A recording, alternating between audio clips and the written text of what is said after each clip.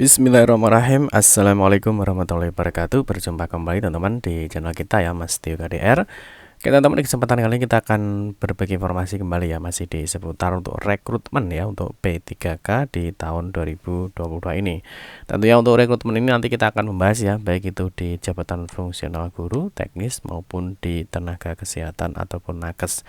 Nah, dalam kesempatan ini teman-teman kita akan berbagi informasi ya. Di sini ada 13 aturan ya, ataupun panduan ataupun juknis ataupun mungkin surat edaran ya dalam seleksi P3K 2022.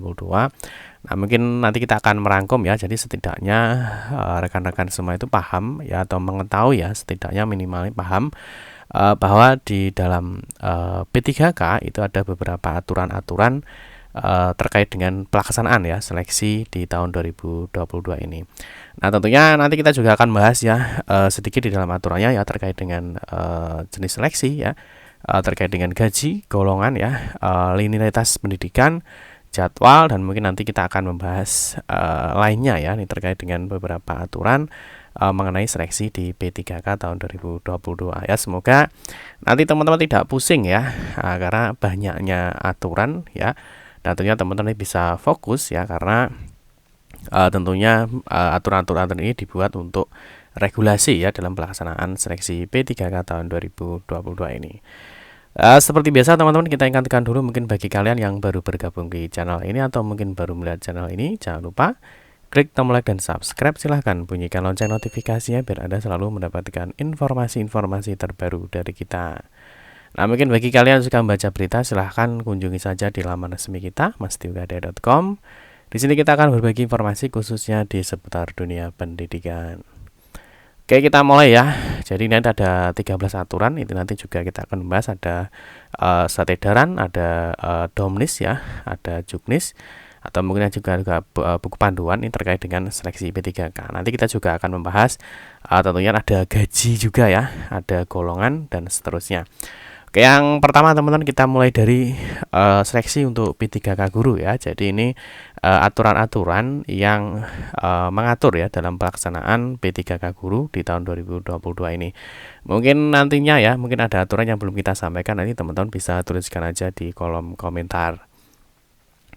Oke, yang pertama tentu untuk P3K guru, teman-teman sudah paham ya bahwa ada namanya peraturan ya, Menteri Pendayagunaan Aparatur Negara dan Reformasi Birokrasi Republik Indonesia, atau kita biasa sebutnya dengan Menpan RB ya. Ini nomor 20 tahun 2022, tentunya tentang pengadaan pegawai pemerintah dengan perjanjian kerja untuk jabatan fungsional guru ya pada instansi daerah tahun 2022. Nah, ini tentunya isinya ya ada beberapa poin yang mungkin nanti teman-teman bisa cross check ya untuk surat peraturannya ini secara online ya, nanti bisa di channel kita ya, Mas Tio KDR. Ya, pertama tentunya di sini ada kategori dan persyaratan pelamar ya. Di sini ada pelamar prioritas, ada pelamar umum. Yang berikutnya di sini juga ada terkait dengan persyaratan untuk bisa mengikuti seleksi P3K. Terus di sini ada juga seleksi ya. Di pengadaan seleksi itu ada 2 tahap ya, itu ada seleksi administrasi dan juga ada seleksi kompetensi. Ini tentunya mungkin seleksi administrasi ada ijazah ya, mungkin ada linearitas dan seterusnya. Untuk seleksi kompetensi ya tentunya ada teknis, sosiokultural ya, ada wawancara dan seterusnya. Nanti untuk filenya teman-teman bisa langsung saja untuk mendownload ya. Silahkan nanti download saja di laman resmi kita ya, di mastiokade.com. Nanti teman-teman bisa mendownload untuk Permenpan RB ya nomor 20 tahun 2022 tentang pengadaan P3K untuk jabatan fungsional guru. Oke, kita lanjutkan yang di nomor 2. Nah, ini selain dari Permenpan RB untuk P3K, ini ada juga dari keputusan ya dari Menteri Pendidikan ya, Mendikbud Ristek ya, ini nomor 349 ya garing P 2022. Ini terkait dengan juknis pelaksanaan seleksi P3K jabatan fungsional guru ya. Ini tentunya salah satunya ya, tentunya ada turunan dari Menpan RB-nya. Di sini juga membahas ya, salah satunya adalah untuk P3K itu terdiri dari 2 kategori ya. Untuk pelamar ada pelamar prioritas dan juga pelamar umum. Tentunya ini bisa diambil ya dari Menpan RB sebelumnya. Di sini juga ada persyaratan pelamar ya. Ini juga bersama dengan Permen-Pan RB tadi nomor 20 ya. Nah, berikutnya di sini ada dokumen-dokumen yang diunggah. Ini juga dijelaskan di dalam juknis dari Kemendikbudristek. Terus untuk penempatan di sini juga dijelaskan ya, di dalam juknis ini ada penempatan untuk bagi pelamar prioritas 1 itu ada beberapa kategori ya atau urutan dari THK 2, non ASN, lulusan PBG dan juga guru swasta. Terus nanti untuk filenya ya teman-teman bisa download aja nanti di Mastio KDR, nanti insya Allah kita sertakan linknya di deskripsi video ini. Ya, berikutnya ini ada surat edaran ya dari Dirjen GTK Kemendikbud ya. Ini terkait dengan kualifikasi akademik. Nah, ini yang sangat penting. Tentunya Bapak Ibu guru itu harus paham ya, dia itu ijazah S1-nya apa. Nah, itu nanti linearnya dengan apa. Ya, misalkan kita kasih contoh, jika Bapak Ibu belum memiliki sertifikat pendidik ya tentunya yang digunakan adalah ijazah jurusannya. Misalkan program studi atau ijazahnya ya, misalkan di PG PAUD. Nah, nanti satuan pendidikannya yaitu adalah di TK. Terus bidang studi mata pelajaran yang bisa dipilih ya misalkan guru kelas. Ini kalau misalkan lulusannya PG PAUD atau mungkin lulusan dari psikologi ya. Nah, dia bisa di jenjang TK. Dan nanti bidang studi yang dipilih itu adalah sebagai guru kelas. Atau mungkin teman-teman yang sudah memiliki sertifikat pendidik ya, sudah memiliki sertifikat pendidik. Nah, misalkan ini sertifikat pendidiknya adalah biologi ya, nanti dia bisa di jenjang SD misalkan, nanti dia bisa memilih bidang studi atau mata pelajarannya adalah guru kelas dan seterusnya. Nah, mungkin teman-teman nanti bisa cek sendiri ya, teman-teman itu prodinya apa ya, jurusannya apa.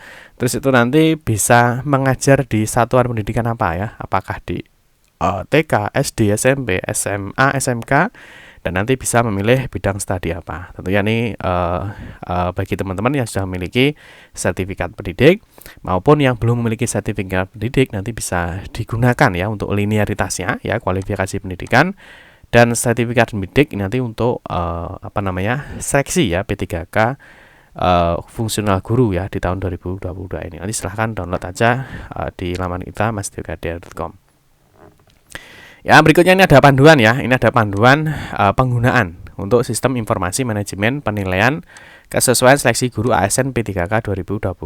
Ini tentunya bagi pelamar ya prioritas 2 maupun pelamar prioritas 3. Ya, yang mana seperti kita ketahui bahwa nantinya ya untuk P2 atau P3, jadi P2 ini adalah guru X honorer kategori 2 yang belum lolos passing grade. Dan untuk P3 ini adalah guru honorer negeri yang belum lulus passing grade. Jadi nanti dia akan masuk di observasi atau penilaian. Yang nanti di penilaiannya itu ada kepala sekolah, guru senior, pengawas sekolah, dan juga nanti tentunya ada pengecekan latar belakang ya dari Dinas Pendidikan ataupun dari BKPSDM. Ini untuk panduannya nanti silahkan ya download aja di laman resmi kita Mastio KDR. Ini juga sudah tersedia. Terus yang berikutnya ini ada juga dari surat edaran dari Dirjen GTK ya, ini terkait dengan jadwal pelaksanaan P3K Guru tahun 2022. Nah, ini memang kemarin sempat kena izong ya. Jadi jadwal yang memang direncanakan 25 Oktober. Ini ternyata sampai dengan saat ini belum dibuka di laman SSCASN ya. Jadi untuk pelamar P3K Guru ini memang belum bisa melakukan pendaftaran. Oke ya. Oke, next yang berikutnya di poin 2. Nanti kita akan membahas di seleksi P3K untuk jabatan fungsional kesehatan ya. Ini untuk teman-teman yang berada di kesehatan, ini aturan yang ada ya, nanti mungkin ada yang terbaru, nanti teman-teman bisa tuliskan aja di kolom komentar. Oke, yang pertama ada keputusan Menpan RB ya, ini nomor 968 tahun 2022 terkait dengan mekanisme seleksi P3K untuk fungsional tenaga kesehatan. Di sini nanti tentunya membahas ya siapa saja yang bisa melamar ya di dalam P3K kesehatan. Salah satunya A adalah X honorer kategori 2 dan juga bagi tenaga kesehatan yang sudah terdaftar ya di Sistem Informasi Sumber Daya Manusia Kesehatan atau SISDMK Kementerian Kesehatan. Ini yang bisa melamar untuk P3K kesehatan. Terus yang berikutnya nanti di sini juga akan membahas terkait dengan jabatan ya. Yang mensyaratkan surat tanda registrasi atau STR ya dari administrator kesehatan dan entomolog kesehatan. Di sini nanti juga akan membahas terkait dengan afirmasi, yang mana teman-teman yang sudah masa kerjanya 2 tahun ataupun 3 tahun ataupun 5 tahun itu nanti akan mendapatkan afirmasi ataupun tambahan nilai di kompetensi teknisnya. Nanti di sini ada juga membahas terkait dengan nilai ambang batas, bobot dan jumlah soal, dan juga afirmasi yang sudah kita sebutkan tadi. Nanti file resminya ya, kalian bisa download aja ya. Semuanya ada lengkap ya di mastiukdr.com terkait dengan aturan-aturan yang sudah kita sampaikan tadi. Oke, yang kedua untuk kesehatan ya. Nah, di sini ada SE Dirjen Kesehatan ya. Nah, Dirjen Kesehatan ini nomor sekian ya. Nah, ini terkait dengan kualifikasi pendidikan dalam rangka pengadaan calon aparatur sipil negara ya, jabatan fungsional kesehatan.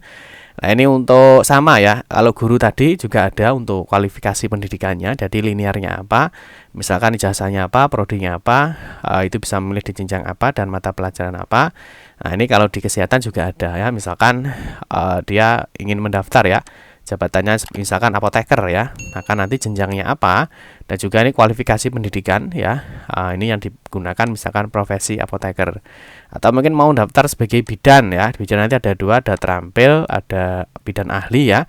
Nah, tentu ini adalah kualifikasi pendidikan yang dipersyaratkan. Nanti teman-teman bisa download di mastiukdr.com.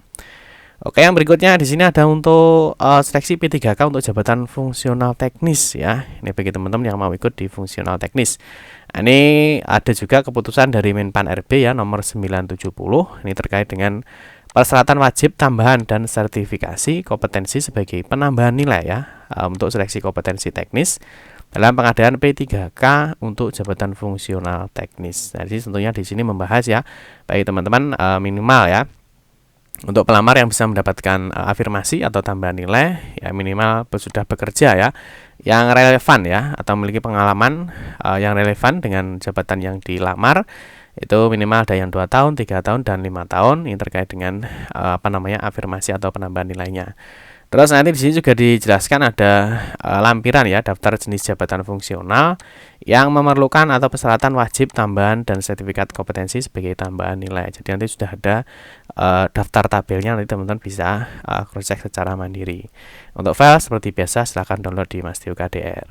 Terus yang berikutnya untuk seleksi P3K untuk jabatan fungsional dosen ya. Di dosen ini juga ada keputusan dari Menpan RB nomor 969 ya. Di sini terkait dengan nilai ambang batas ya untuk seleksi kompetensi pengadaan P3K di fungsional dosen tahun anggaran 2022. Tentunya di sini membahas ya ada kompetensi apa saja yang diujikan. Di sini ada seleksi kompetensi teknis, manajerial, sosiokultural, dan juga wawancara.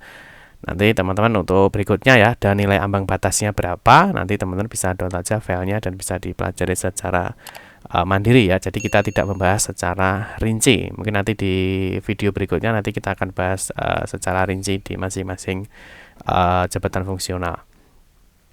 Oke, yang di poin 5 teman-teman ada nilai ambang batas atau NAB ya untuk seleksi P3K. Ini jabatan fungsional.